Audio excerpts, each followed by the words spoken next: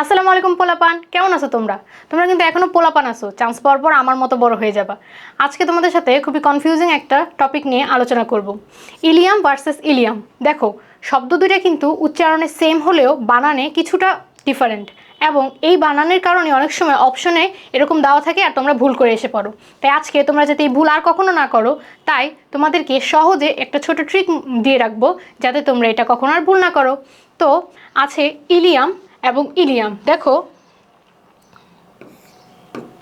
দেখো দুইটা বানানের মধ্যে ই আর আই নিয়ে ডিফারেন্ট। তো এটা তোমরা কিভাবে মনে রাখবা যে কোনটা কিসের? দেখো, শুরুতে যদি আসি আই নিয়ে, আই এবং আই, এই আই সহ যে ইলিয়াম, সেটা হচ্ছে কি হিপ বোনের ক্ষেত্রে, অর্থাৎ শ্রোণীচক্র বা হিপ বোন যখন আমরা লিখি তখন আসে আই, অর্থাৎ হিপ বোনের ক্ষেত্রেও HIP। তাই হিপ বোনকে মনে রাখার জন্য বা হিপ বোনের ইলিয়ামকে মনে রাখার জন্য, হিপ বোনের মাঝে যেহেতু আই আছে এবং এই ইলিয়ামের মাঝেও যেহেতু আই আছে, তো সহজে তোমরা মনে রাখবে যে আই সহকারে যে ইলিয়াম সেটা হচ্ছে কি হিপ বোনের বা শ্রোণীচক্রের।